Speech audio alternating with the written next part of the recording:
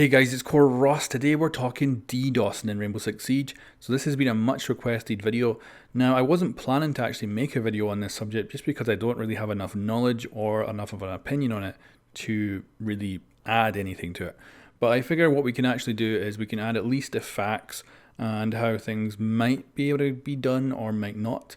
So first of all of Ubisoft servers are run by Microsoft Azure. So that's for all the game servers on Xbox, PC and PlayStation. And it also extends out to all of Uplay services, so challenges, friends requests, chats, downloading the games. However, all the information I'm going on is a couple of years old. I do know that they still use Microsoft Azure, I'm pretty sure, for all game servers. I know that they're also partnered up with Amazon Web Servers as well, which could handle like downloading of games and stuff like that to your Uplay client. But this is all of the publicly available information that I have at hand.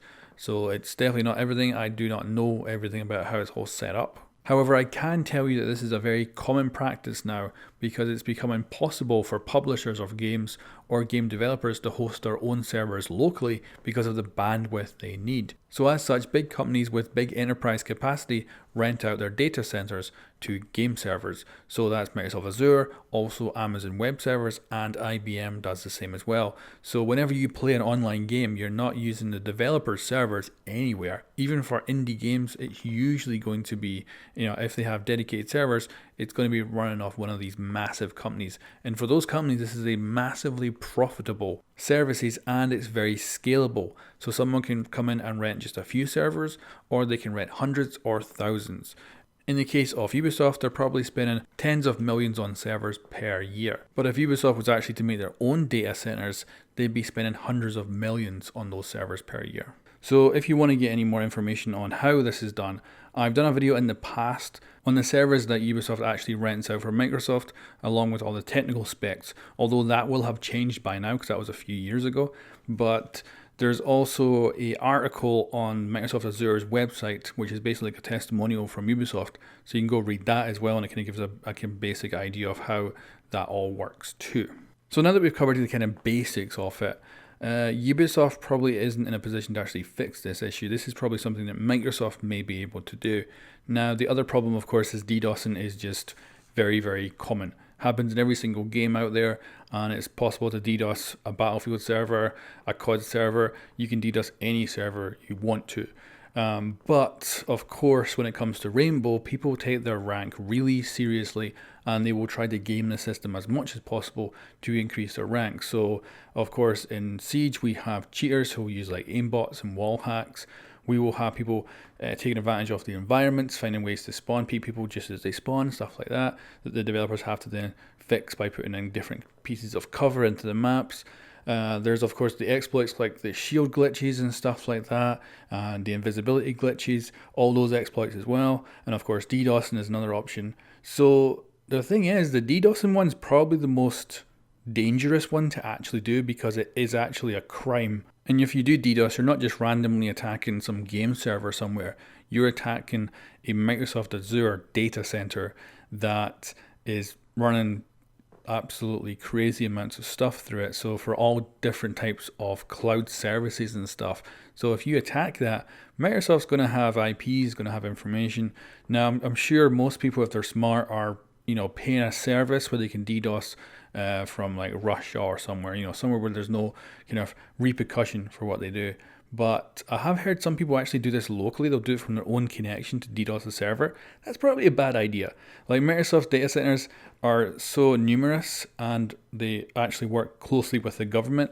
So much so that there's actually data centers that are just for government use. There's even some government ones that are hidden, so they don't actually get shown on any maps, which is crazy. So any DDoSing attack on a Microsoft data center is probably, in America anyway, going to go straight to the FBI, and certainly in different countries, I'm pretty sure Microsoft is going to be in direct contact with the law enforcement there. So yeah, if you're doing that from your local connection, I would definitely stop before the police turn up at your door. But if you're paying a service, then I guess you're probably going to be fine. And because of course there's 5 people on the team, it's hard for Ubisoft to be sure who did it. Now of course paying for kind of this kind of thing as well is not unheard of. We've got people who actually pay people to boost them, and they'll pay someone who uses cheats to actually boost up their rank and stuff like that. It's this is the thing, you know, it's crazy how people take their rank so seriously that they'll pay to actually get it improved. Which to me is just crazy because I play games for enjoyment only. You know, I'm simply playing because I enjoy playing the game, and that's it. So it's crazy to hear that people will pay someone to actually, you know, provide a service like that. But it happens. Now, of course, this probably happens in other games as well, but I can't really think of any of them off the top of my head that has such a competitive kind of atmosphere for just a base game. You know, it's not like you're taking part in the Pro League or something. You're just playing to get a simple charm at the end of the year, and I guess some bragging rights if you want to get to like Diamond or something. So anyway, let's talk solution for this. So as far as I know, with the information I've got and the knowledge I got off this issue, is that there's nothing that can be done. Like DDoSing any IP is probably going to bring that IP down. There is things that can be put in place to stop that, but I think most DDoS protection will not work with a game server because the connection needs to stay good constantly. Even a server becoming unstable for a split second is going to cause potentially someone an advantage if they know it's coming. Also, identifying the DDoS quick enough would be, you know, of prime importance. And I expect that's very hard because, of course, you've got 10 people connected to that server who are sending 60 packets to that server every second because it's a 60 hertz server. And that server is also sending that 60 hertz out to everybody that's connected at the same time as well. So that's a lot of connections coming in and out.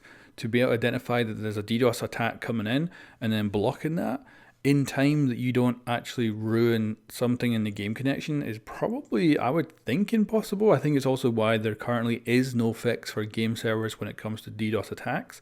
I don't think, as far as I know, there's a way to fix it. And of course, DDoSing is just becoming easier and easier these days. Like, people can do it on their home connections now. And of course, you can definitely do it with paid services online that you can find probably really cheap. And I don't expect it would be hard to come across. But anyway, that's my kind of 2 cents on the whole thing. Like I say, I don't know much about the subject. I don't really have much of an opinion on it.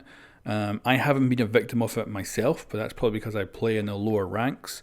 And as far as I know, it is a widespread problem, but the fact that Siege is so competitive makes it an easier target, or makes it a target you actually want to hit.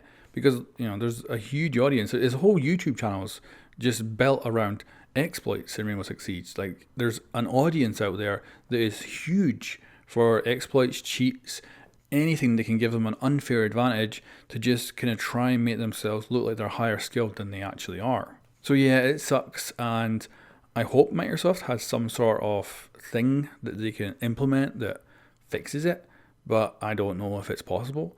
Yeah, that's kind of it, guys. That's my 2 cents on the whole subject. Made this video because people asked for it, but I don't think it really adds much to the subject. But you guys let me know what you think in the comments below. If you're looking for another video of mine, you can check out my Mythbusters on the new deployable shield. I go in depth with all the ins and outs of that new shield.